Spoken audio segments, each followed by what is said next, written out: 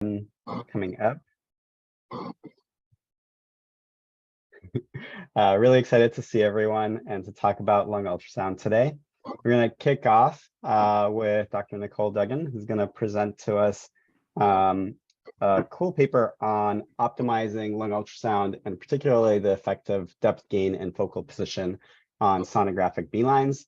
Dr. Duggan is the Emergency Ultrasound Research Director at Brigham and Women's Emergency Department, interested in lung ultrasound and some machine learning applications of lung ultrasound.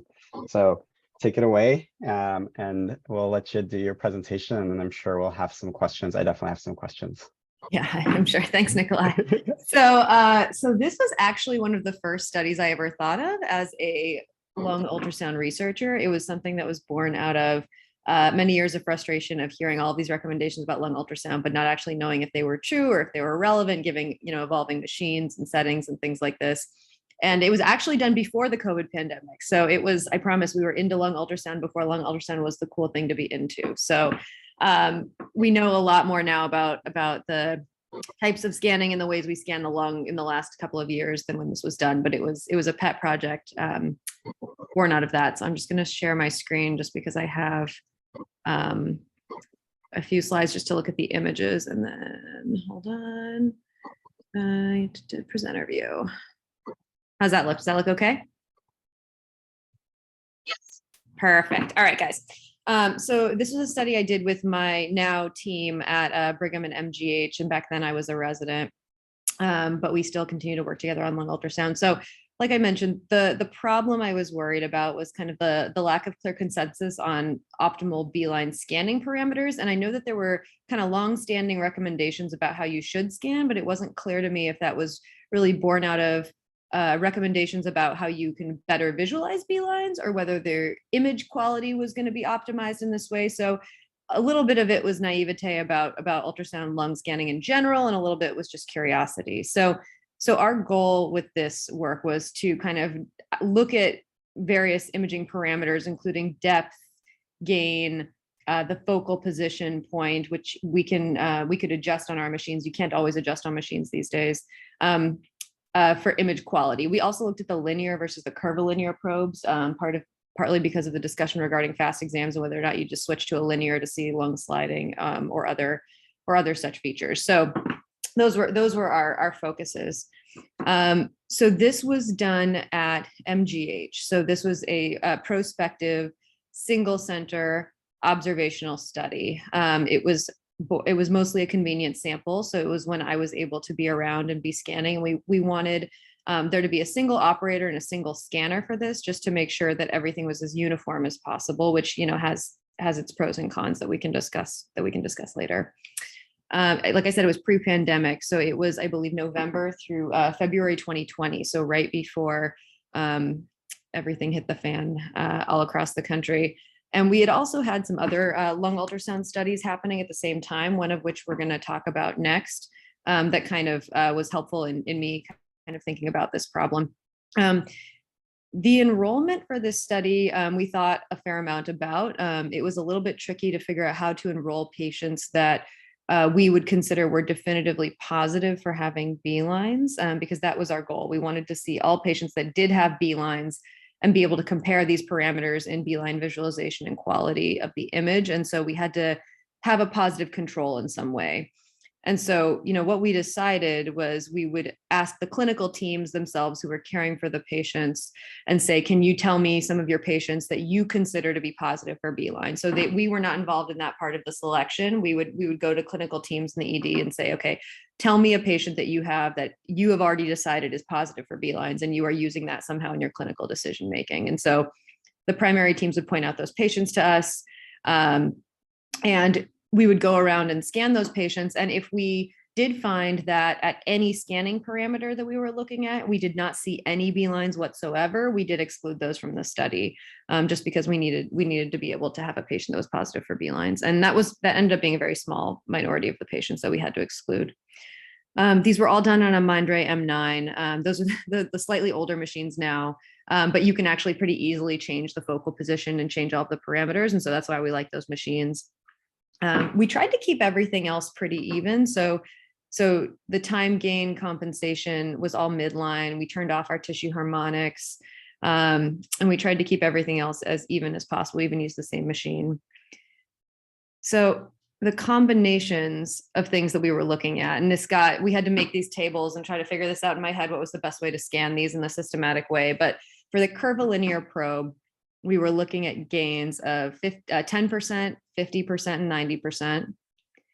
And then depths of 6 centimeters, 12 centimeters, 18 centimeters, and 24 centimeters.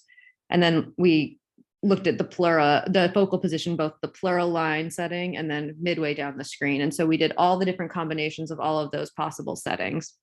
And then for the linear probe, we similarly looked at the gain of 10, 50, or 90, but the depth was 4 centimeters to 8 centimeters, which is pretty much at the limit of our linear probes at that point. And then again, the focal position at the pleural line and then midway down the screen. So one rater, basically me, went around obtaining all these images and collecting them in a systematic way. We then had our research assistant go through and de-identify and randomize all of the clips that we got into a very large file. And we had 3 different raters go through and look at each image individually without any background information about it and grade it as to 1, whether or not there were B-lines present, and 2, what was the image quality on a scale of 1 to 5, with 1 being I can't see anything, what is going on here, and 5 being I have no recommendations for a better image, this is perfection here. And we can talk about the kappas between those 3 raters, which actually brought up some interesting thoughts about inter-rater reliability and lung ultrasound in general. But we had 3 raters who were experts in ultrasound and lung ultrasound. Take a look at those independently. So in total, we recruited a total of 16 patients, which is not that many, to be fair, and that's one of the limitations of this study. And that came out to about 516 clips. So let's dive into a little bit of the data. Let's see. There we go. So this is figure 1, and I like this figure. It's a bit of a heat map as to how often B-lines were visualized at any given gain or depth setting. So you've got your curvilinear plot on the left screen, and you've got your linear plot on the right screen. And so what we did was for all images where B-lines were seen in 50% or fewer of the images with those settings, we gave it a red, kind of a red denotation, so red marking. If it was between 51% to 70% of the images, we gave it a yellow, and if it was 71% or greater, we gave it a green denotation. So that's kind of how that heat map works. So just visually looking at this, you can kind of see that as we move towards the higher gains on the curvilinear probe, it looks like you're more often able to see B-lines, which was what we actually found. And then there's not as much correlation between the depth settings, and you can kind of see that both on the curvilinear and the linear probes. So we found that for the curvilinear probe in the univariate logistic regression, so the increasing depth doesn't really make much of a difference in your ability to see B-lines, and that was true for the linear probe as well.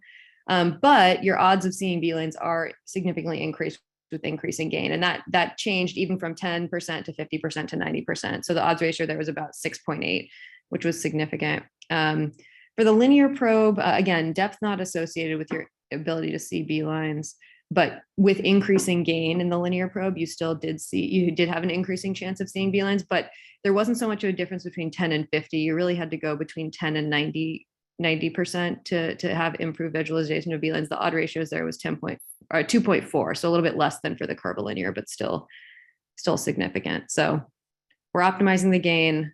Depth maybe matters less. Let's look at focal point. So this is a similar image looking at focal positions with a heat map that has similar denotation. So for the curvilinear transducer, what we found was it wasn't as much of an effect as we had hoped. So the pleural line, putting the position at the pleural line didn't improve B-line visualization necessarily for the curvilinear probe, but our raters did say that for the linear probe, there was a little bit of better B-line visualization if you put the focal position at the pleural line versus at the mid screen. And that's kind of what always I had been taught, is to make sure that you're focusing your image at the optimal point. And since B-lines originate from the pleura, the theory was that it would create better B-line visualization. So for the linear probe, that panned out, but for the curvilinear probe, that wasn't necessarily quite the trend. So this is a forest plot, kind of looking at those odds ratios with 95% confidence intervals, kind of describing what we were just talking about. The C on the left is the curvilinear probe, and the L is the linear probe. And this is looking at the different comparisons of focal position, gain, or depth per probe. And so what I really want you to pay attention to here are those features that are highlighted in red there. So these are the ones that were actually significant. So like we mentioned before, so for the linear probe, putting the focus at the pleural line was improved for B-line visualization compared to the midline. If you improve the gain from 10% to 90% for the linear probe, you got better visualization. And then for the curvilinear, really the gain was the thing that improved your visualization. So even going from 10 to 50 to 90, that all had an effect on whether or not you could see the B-lines. And then just at the bottom there, I just want to draw your attention. Overall, we found the curvilinear probe was better for visualizing B-lines overall compared to the linear probe across all settings, all different settings. And so it's not necessarily surprising to me, just based on the literature, but we were able to very clearly demonstrate that. All right. So we also wanted to look at image quality, because I feel like there's always this internal struggle between what am I trying to see, but how do I want the image to look? And of course, when we're all doing QA, we judge these images really harshly based on image quality, but sometimes there's an intent behind, making the image a little bit poorer quality in order to see what you're trying to get to see. So these are plots looking at the quality scores based on the depth, the gain, and the focus for the curvilinear on the top and the linear on the bottom. Apologies, I didn't put those denotations there, but A through C is the curvilinear and D through F is the linear probe. So for the curvilinear probe at the top, what we found was the depths of 12 and 18 were rated more highly in terms of their image quality. You can see those error bars are quite large though. So the standard deviations are quite large. So we can talk about the actual effect that we're seeing. But overall raters thought that the depths of 12 and 18, were improved compared to 6 and 24. They thought the gain of 90% was significantly worse in terms of quality compared to 10 and 50%, which does make sense. And then they thought that the image with the focal point set at the pleural line was improved compared to the screen midpoint, which, is neither here nor there, given that we know it doesn't improve the image quality, the actual visualization of B-lines. For the linear probe, which was the D through F on the bottom here, really the only thing that panned out was that the gains of 90% were considered to be significantly decreased in image quality. So it sounds like that's pretty consistent across both the curvilinear and the linear probes, is that the higher gains were considered poor image quality, which does, make sense based on what we've seen in doing QA. You can see that a blown out image really doesn't do great things for you in terms of your image quality, despite it actually maybe improving your ability to see B-lines ultimately. So that's a lot, I know.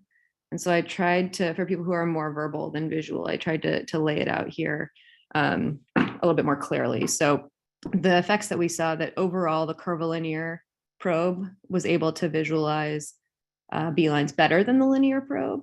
And then among the different settings in the curvilinear probe, increasing gain was really what improved the B-line visualization. Similarly for the linear probe, when you got up to gains of 90%, that did improve the ability to see B-lines, but the linear probe also did show a slight predilection to having the focus set at the pleural line. It wasn't a strong correlation, but it was a slight predilection, which is kind of interesting compared to the image quality findings. So in terms of gain, most specifically, it seemed that for image quality, the decreasing gain was actually thought to be improved compared to the gains of 90%. And then there was a slight preference for depths in the mid-range for the curvilinear probe, and then the focal position of the pleural line. So, that kind of brought back some interesting questions that we were curious about at the beginning. So if we're trying to optimize our images for quality and, readability, are we actually missing B-lines based on our settings? So there were definitely certain images that I was able to completely erase the B-lines by turning down the gain to 10%. And so is that concerning? Like, I've definitely been taught previous to this that we should probably put the gain at around 50% when looking with the curvilinear probe. And, even when I'm looking for lung slenting with the linear probe, I'll turn it down a little bit further even. But how do we balance kind of our diagnostic accuracy with our image quality? And so I feel like that's not something that we really talk to our residents about a lot. But if you kind of look at the range of gains, you can see actually a difference in findings in terms of the B-line presence or the number of B-lines even. And is that even accurate, or are those more artifactual? So, that's kind of what we drew from this. The study was obviously pretty limited. So it was a single center. It was a very small sample size. There was one scanner, maybe me, who was getting all the images, and we did that kind of intentionally for consistency purposes. But the way that we included patients in the study, we tried to think really hard about a way that would be fair and that a way that would be representative of getting patients with a positive control of B-lines. And I don't know that there was a better method for that. So I would love to hear your guys' thoughts on that. Like I said, machines now, they tend to have different settings. You can't always set the focal position, and they tend to have kind of uniform and auto settings for gain across the whole image. And so how that would affect the B-line optimization would still have to be looked at. And then now there's even automated scanning protocols to count and kind of identify B-lines. And so I'm curious to see what those scanning protocols or those machine learning models are actually trained on, and how that would change if you change the different settings of the probe. So that's about what I've got. What can I talk to you guys about in terms of questions or in terms of other thoughts? And I'll stop sharing now so I can see all of your guys' faces, if that's all right. There we go.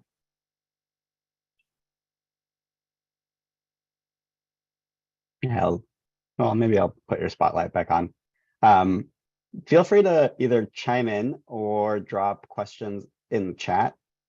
I've been thinking about this in terms of two separate zones of questioning. Number one is as a research project, this is a really cool research project. This is primarily a fellow space to show fellows how different researchers do research, and this is a perfect project for a year, right? You can go, you can ask these questions, you can do it in a controlled way and do a pretty high quality study, but not necessarily have to wait around for your positive fasts or the specific kind of patient. You mentioned a little bit about the infrastructure that you had in terms of there are a few other lung ultrasound studies, and obviously, there are more people kind of doing this. How did that help you as a resident and fellow kind of putting this project together? And what do you think that really helped you kind of get the planning and execution of this project that we can try to implement at our sites in designing our programs? Yeah, absolutely. So that was the goal of this project, actually. So this was like I said, this was one of the first ones I ever designed, and there were many flaws that I've now, thought about heavily since.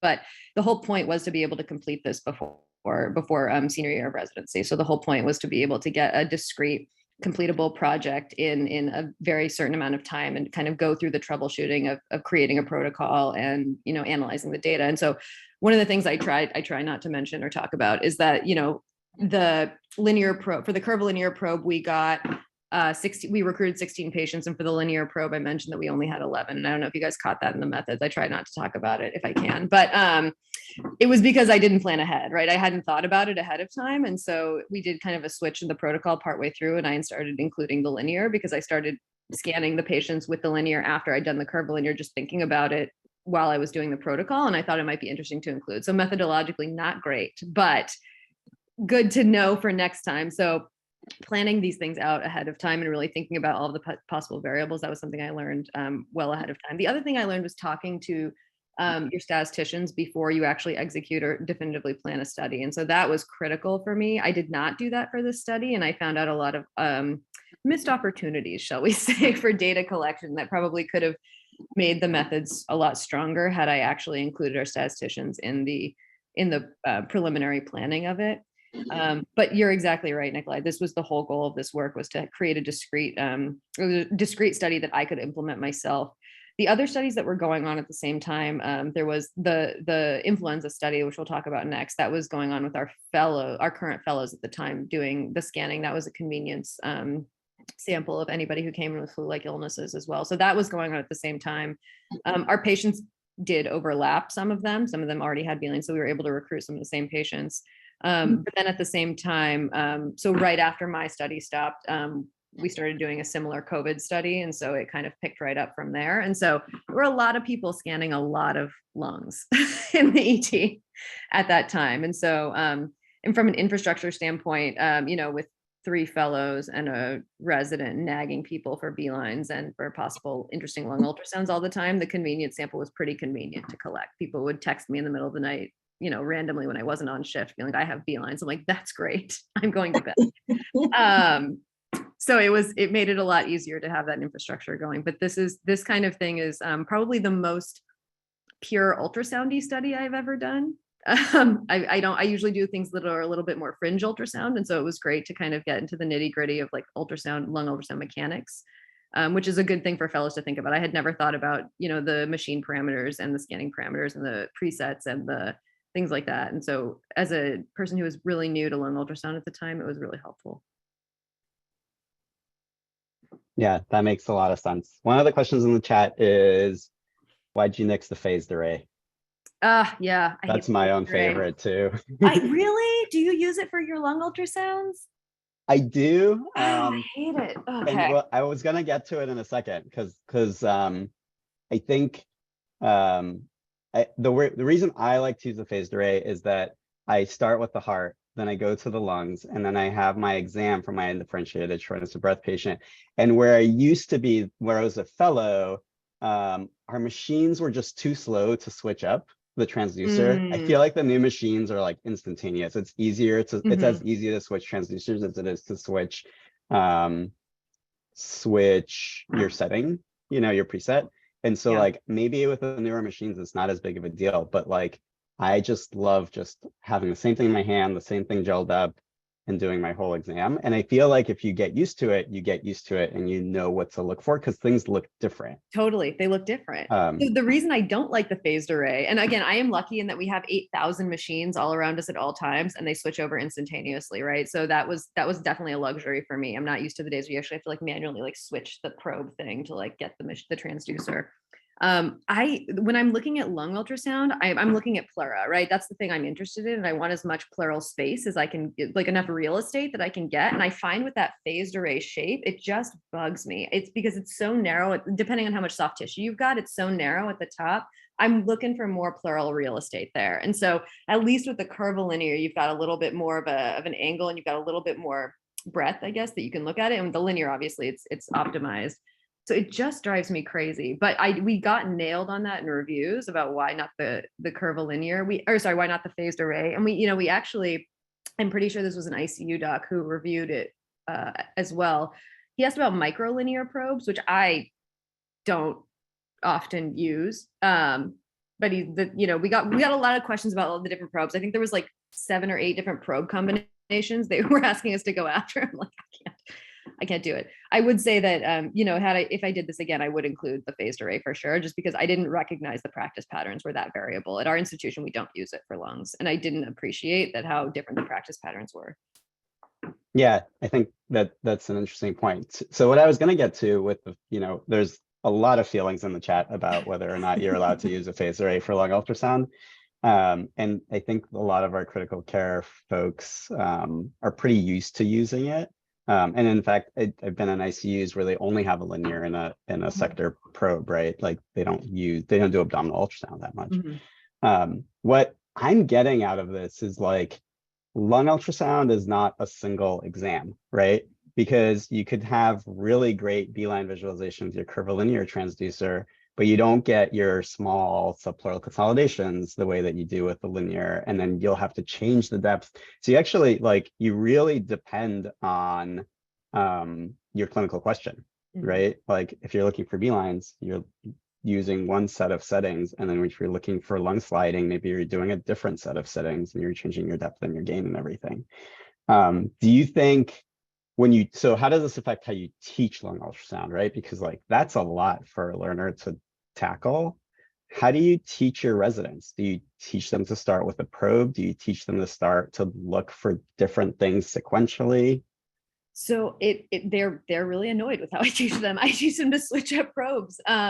So when I'm looking for B-lines, I teach them always to use the curvilinear. So the problem is with fast exams, right? We're not necessarily looking for B-lines, although these can be helpful. We're looking for lung sliding, which again, the chicken and egg kind of problem, right? So, pick your poison. But I will, if I'm looking at the pleura specifically, and I want those subpleural consolidations or that lung sliding, and I really want to be sure, I will make them switch to the linear. I want to get that definition on the pleural line. Whereas if I'm looking for B-lines, I'll have them switch to the curvilinear. Or I've now, since this study has come out, I've now gotten more interested in the phased array. I didn't use it back then. I now occasionally use it more. So I'll have them go from the heart right up to the lungs, but I will crank the gain. So I'll have them optimize the gain for the cardiac, because I think Francis was saying drives her crazy to see like a 90% gain. Yeah, we've all had those like blown out, like you need your Ray-Bans on kind of QA images that just drive us all crazy. So I'll tell them to optimize it for the gain, and then I'll crank it for the B-lines. And we're looking at it. I'm sure it drives all the residents crazy, but if I really want to know if there's a pathology there, then I really want to know. I mean, the argument is, does it matter, right? Like if you really can't see B-lines except for at 90%, like clinically, is that relevant? I don't know, right? Like if it's a flash pulmonary edema and they're everywhere, you're going to see it at 50%, right? So the question is clinical utility, which we definitely don't address in this study. Just real quick in the chat, if everyone can put very generically, if they start teaching their residents with a single transducer on lung ultrasound, and if so, which transducer that is, or if you teach them to mix it up right off. Yeah, I see Francis's question about kappas too. That is a great question. And I knew someone was going to ask me about it, so I have it right here. It was moderate at best. Hang on, I'll get you the exact numbers. But we've been doing subsequent studies on lung ultrasound, you can imagine, and we've kind of tackled this question of inter-rater reliability, both in terms of interpretability and quality. And so we've seen kind of I've done a much deeper dive on this since this paper has come out, and we find that inter-rater reliability is kind of across the board. Some of that is born out of COVID, and we have a lot of novice scanners trying to do lung ultrasound, and so the cap is going to be a little bit more variable. But for us, for the presence of B-lines, the kappa was moderate, so it was 0.56. And for the image quality, the ICC showed good agreement at 0.63. So not the best we've seen. I think Vicki Noble's had a paper out that showed like 0.9 or something like this. But it from what I've seen from COVID data, it's ranged from like 0.2 to like, 0.7 or 0.8 is the more common one. So wasn't great, but was in the ballpark, I would say. Yeah, the reason I was asking about the kappa was because it seemed like the way you designed the study, it was the odds of the experts seeing B-lines, not necessarily whether they were there or not. And because there was such a discrepancy between whether the experts saw them or not, makes me question the results of the study. Mm-hmm. Because in doing a lot of lung ultrasound, having really high gain makes it very, very difficult to see B-lines, and definitely to differentiate coalescing from no B-lines. So in training novices, specifically on more obese patients, as well as in the lateral lung zones, which would be different from this study, obviously, it's much more challenging. And so we always say set the gain where the pleural line's distinct and the rib shadows are black. And I would not set it at a specific number because it's going to be different for every patient because of obesity and the way like the ultrasound waves travel through different tissue. Yeah, it definitely was not easy to see. Coalescent versus discrete B-lines were not happening at 90%. That was just not an option.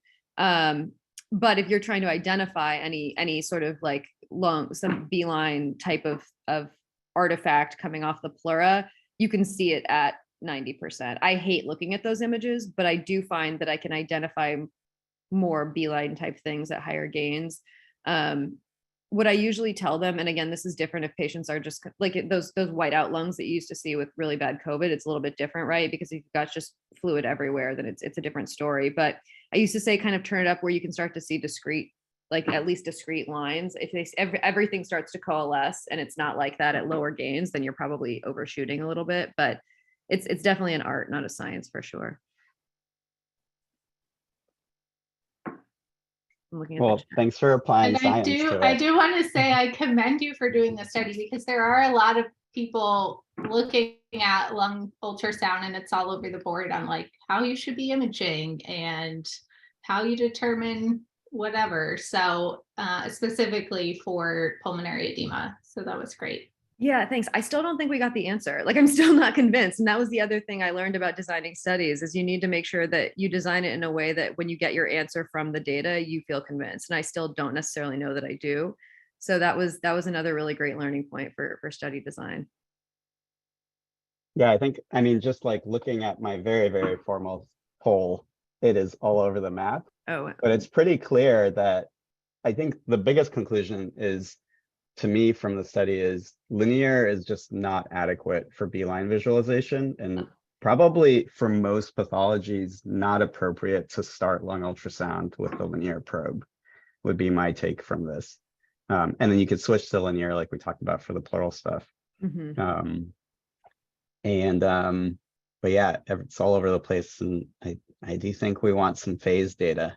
Yeah, that sounds good. I'll leave it to my fellows to tackle. I know there's a lot of fellows on here. You can do this in any emergency department, I think. Mm-hmm.